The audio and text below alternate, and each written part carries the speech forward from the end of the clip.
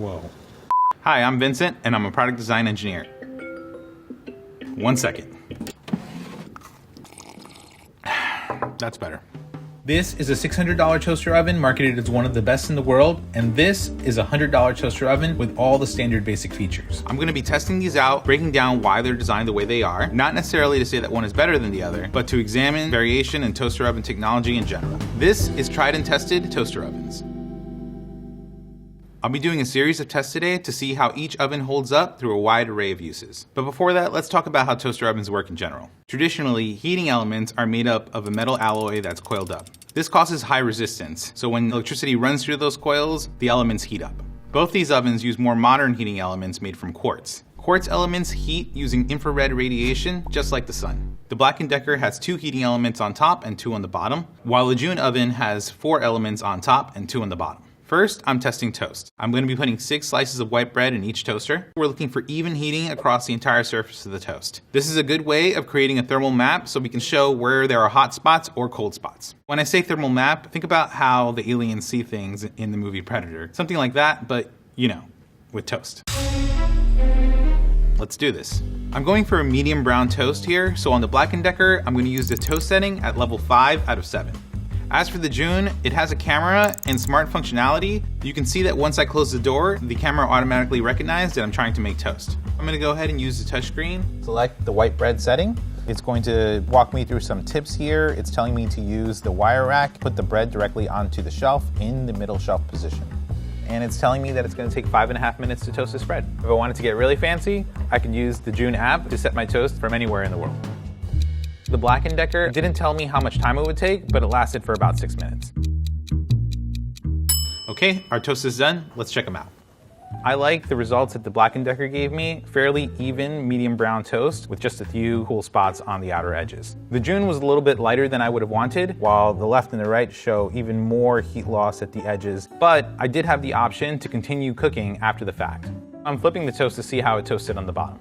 On the Black & Decker, I could see that the rear elements didn't do such a good job toasting, and on the June, I'm seeing actually more consistency across the bottom of the toast. You do have a bit of a cold spot, but generally better distribution across all the pieces of bread. Ultimately, even toasting is going to come down to even heat distribution from the heating elements in each of these toasters. Although the June has more heating elements than the Black & Decker, this test shows that neither has perfect heat distribution on the top or the bottom, which means you'll have to experiment with other settings such as cook time to get your desired outcome. Because the June is a smart device, you can adjust the settings and it will remember your settings for future use. Regardless if you're going to be buying a $100 toaster oven or a $600 toaster oven, these appliances are going to take a bit of tinkering. You're going to have to learn how to adjust your settings to get what you want. Even with the smartest oven in the world, that's a fact.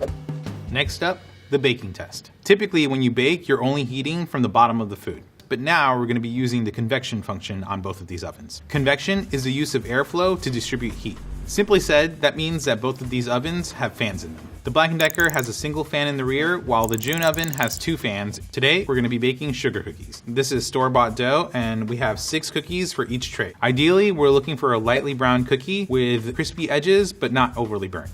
Let's bake some cookies. The Black & Decker has a dedicated cookie button, but for my test, I'm actually going to use the bake function because the cookie setting doesn't turn on the convection fan. And I know using the convection fans is going to give me a better result. So I set the toaster to bake at 350 degrees for 12 minutes.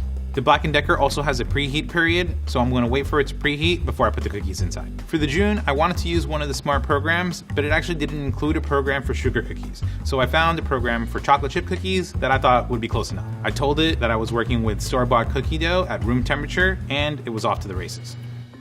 About 8 minutes in on the Black & Decker, I noticed that the cookies at the back of the tray were browning faster than the ones at the front of the tray. So I opened the oven and flipped it just so I could see if I could get some even heating. Let's see how they did.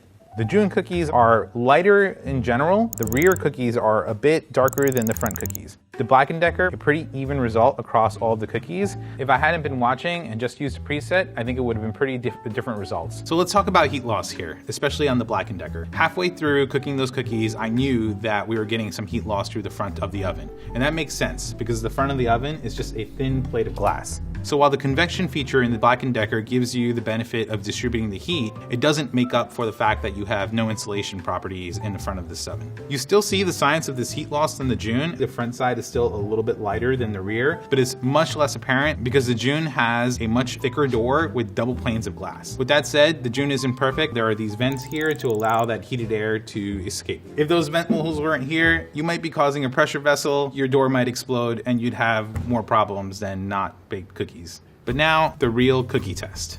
Oh, they're stuck. Oh my gosh. So what's nice about the June, it's a non-stick tray. So they come kind of right off. They're both really good. I like the June cookies better. This one's almost like wafer because it's so thin. For the Black & Decker, I'd probably try maybe the amount of time I'd have to adjust just to get it to be a little bit lighter in color. This is the nature of baking. It requires your time and attention to get the results that you want. In the end, you can get similar results with either of these machines. It'll just take a little bit more time and energy with the Black & Decker. But if you're fine with that, that's okay. As for the June, it's a pretty hands-off process. You can set it and forget it. I think there really is a value at the time savings that I would have with something like the June. But is it $600 worth of time savings? That's a tougher question.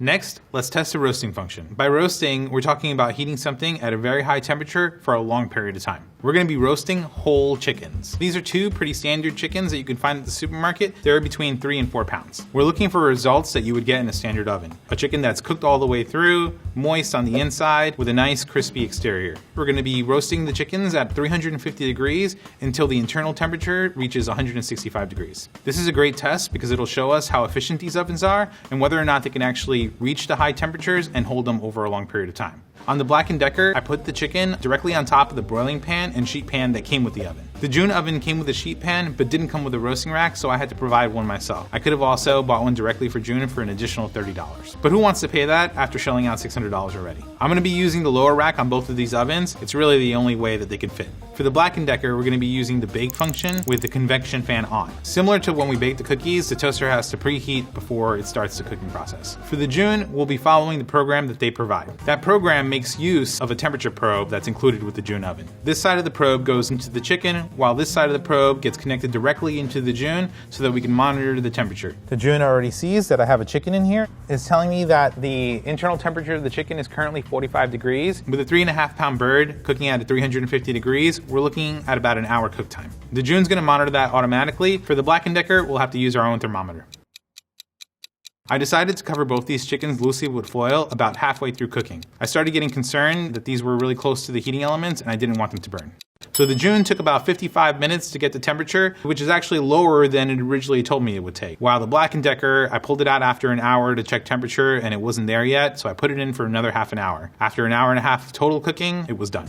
The June is giving us a nice, evenly brown chicken. It looks almost perfect. The Black & Decker chicken is definitely much paler. What these results tell me is that the Black & Decker probably never got to 350 degrees and definitely couldn't hold that temperature over time. If it was performing and reaching those temperatures, this chicken would have been done within the hour. What's great about the June is that with its internal temperature probe, it takes a lot of the guesswork out. The Black & Decker doesn't have this feature, but you can make up for it with third-party products like this one right here that I used at home. This is a sensor that you can put into your chicken and it sends information wirelessly to your phone. This green line shows the temperature of the oven is at 252 degrees for most of the cooking time, so much lower than 350 degrees that we set it to. We know that the Black & Decker loses a lot of heat through the front door. The June is bigger, it has 2 fans, it has really good insulated properties, and in general, it has more powerful heating elements. Let's talk wattage. A watt is a unit of power or the amount of energy an appliance needs to function. The June is rated at 1800 watts. It has 6 heating elements rated at 450 watts each. I know that math doesn't add up. It should add up to a total of 2700 watts of power. The June isn't running at its maximum potential because it really can't. In any residential environment, you wouldn't be able to run the June without tripping the circuit. This is another aspect of June's intelligence. Depending on the cooking method, it controls how much power is going to each heater. The Black & Decker is rated at 1500 watts. With 4 heating elements, that means that each heating element should have 375 watts of power. So less heating power. That said, it is at temperature and it did do the job. Black & Decker looks good. It had a funny feeling when I poked the fork through it. It felt a little rubbery at the skin. We'll see what happens. Pretty good. The June's a little crispier, but not by much. I think what's cool about this is that when people think about toaster ovens, they don't usually think about roasting a whole chicken. You can choose to spend a lot of money and get this feature, or you can get something that isn't as expensive and still be able to get a good result. If you're going to be cooking big, dense items with a lot of mass and longer cooking times, you'll need something with high wattage and good insulation. Next, let's test frozen foods. We're doing this test because it's probably one of the most used functions in a toaster oven.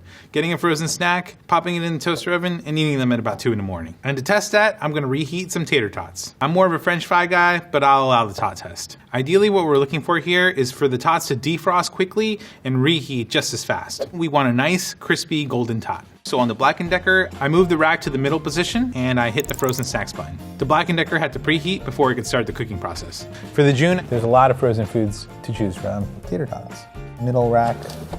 All right, 16 minutes to tots. On the June oven, I noticed that the fans kicked on during the cooking process, and this tells me that the programs are very specific to what they're cooking. If I had to guess, the fans kicked on in an attempt to air fry and make the outer edges of the tater tot more crispy. We're almost done with the Black & Decker. I'm a little suspicious. It's only been cooking for about 7 minutes. Let me take a temp. I'm kind of curious. I was skeptical, but I think these might be done. They're hot inside, but they're not that crispy, and you can kind of still feel the texture of the shredded potatoes on the inside. These are slightly undercooked. I'm gonna put them back in. And the June is just about done. Kind of the same, slightly undercooked. So I'm gonna put them back in the June and select Keep Baking. Okay, so hopefully now that the tots have been in twice, they've been heated enough. Black & Decker first. It was definitely more cooked than it was before. I think adding the additional time really helped. Now let's try the June. Good. So I'm gonna hit finish baking on June, so the next time I make tots, it'll make it to that same time. Reheating frozen foods effectively means cooking at a really high temperature. And we can see that because on the frozen foods Black & Decker preset button, it automatically set it to the 400 degrees Fahrenheit, which is on the high side. But something weird's happening here. We know that the Black & Decker toaster oven has lower wattage heating elements, but it took a shorter amount of time to cook these tater tots. That comes down to the smaller size of this oven. When we're cooking at such a high heat in such a short amount of time, this is more efficient than the June because the June is bigger and everything's more spaced out. In this case, when you're dealing with this amount of tater tots, the Black & Decker might be a way to go. On the other hand, if I wanted to make more tater tots, like fill up this whole tray, then the June would have done a better job at that. What this suggests to me is that most high-powered toaster ovens are going to do a pretty good job at cooking tater tots or other frozen foods. So cooking frozen foods may not be a defining factor in choosing which toaster oven you need to buy. Definitely not as much as roasting a whole chicken or broiling a chicken parm, which we're gonna do next. This test is important because broiling is one of the key functions of a toaster oven. We're gonna see if these toaster ovens are powerful enough to get to the temperatures required to melt and brown the cheese. The broiling process is specific to the heating elements on the top of the toaster ovens. Just as a reminder, the June oven has 4 heating elements up top, while the Black & Decker only has 2. We have our cutlets here, sauce on top, and cheese on top of that. So what I'm looking for here is consistent melting of the cheese across the entire cutlet. We want to see nice bubbling and that browning effect that you get when broiling. For both ovens, I placed the rack at the highest position. The Black & Decker needs to preheat in order to get to the 450 degrees. The June, on the other hand, turns on right away, and I just have to watch to see when it's done. Watching is important here because this process is pretty fast and you run the risk of burning the cheese if you wait too long to pull it out. So the chicken parm has been in the June for about 5 minutes and it's looking pretty melty. Not too bad. Thought it was a little burnt. And the Black & Decker is looking pretty good too.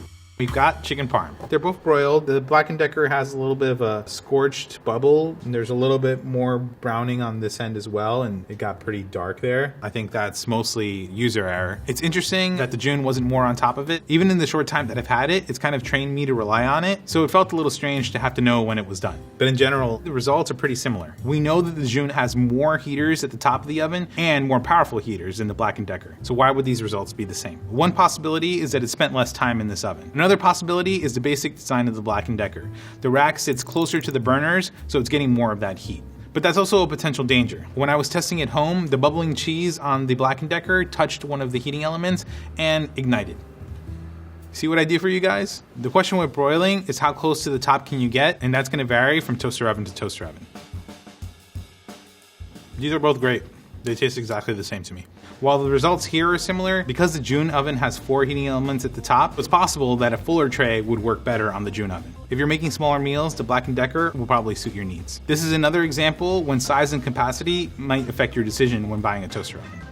While doing these tests as an engineer, there are a few things I couldn't help but notice. Software updates. So obviously, the June is a smart device, and it's clearly the core of what this toaster oven is. The Black & Decker, it's on you to learn how to use it and adjust as necessary to make it work for you. The June will see what you do and learn from it. Not only that, but it's learning from every other person that's willing to share their data. As an example, the original June oven had one program for cooking bacon, and after getting user data, it now has 64 individual programs. One thing we mentioned but didn't get a chance to get into is its mobile features. If I know I want toast in the morning, I can set the toast up in the toaster and then turn it on from my bed before I get up. There's a lot that you can do with this, and it's worth noting, especially at this price tag. Surface temperature. Earlier, I took some temperature measurements while these toaster ovens were on the broil setting. Toaster ovens get hot, that's what they're supposed to do. But the June, not as much. In general, it has to do with the materials. The Black & Decker is a more traditional build, and it has stamped stainless steel as the outer shell. Stainless steel is a conductive material, which is great because it doesn't melt, but if you leave your hand on the surface, you're gonna burn yourself. This is like first-degree burn type hot. Traditional toaster ovens made with this construction will always have a warning sign on this top surface. On the other hand, the June is made with thick-gauge, cold-rolled steel, which does a much better job of keeping the heat away. It's not just material, it's geometry too. There's a good material buffer between the inner and the outer surface. That means that the heat from the heating element doesn't reach the outer surface as easy. Size. The toaster ovens we tested today, they're both larger than traditional toaster ovens. You can fit a chicken in them. But with that said, the June oven is extremely large. It's gonna take up a lot of counter space, and you have to decide for yourself whether or not it's worth losing that real estate. There's an argument to be made for buying a smaller toaster oven. You might not be able to get all the features, but they're more affordable and you can still get a lot done with them. If you live in a small apartment in the city, it might be a better fit for you. Accessories. The Black & Decker oven comes with a sheet pan and a broiling insert. And for this size oven, that's pretty much all you need. The June is $600. It comes with a sheet pan, rack, and temperature probe. It promotes that it has 14 functions, but there are a lot that we couldn't use because we didn't have the accessories. The June doesn't come with 3 things that I absolutely think should have been included: the roasting rack, the air fryer basket, and the pizza stone. There's a whole bunch of stuff that you could do with this thing if you had the money. You're just gonna have to shell out hundreds of dollars more to get features that feel like they should come with it already. There are so many toaster ovens out there, and which one you want to buy ultimately depends on what you want to use it for. If you're using it for basic functions, then you could probably go with a smaller, less expensive one. The Black & Decker costs less than $100 on sale currently, but you can get a toaster oven for even cheaper than that. But if you're making larger meals and you're trying to depend on your standard oven less, then you might want to get something larger and more high powered. And if you want to pay a premium, then you can go with something like the June that adds smart capabilities. That choice is ultimately up to you to make, and hopefully you feel a little bit more informed on how to make it.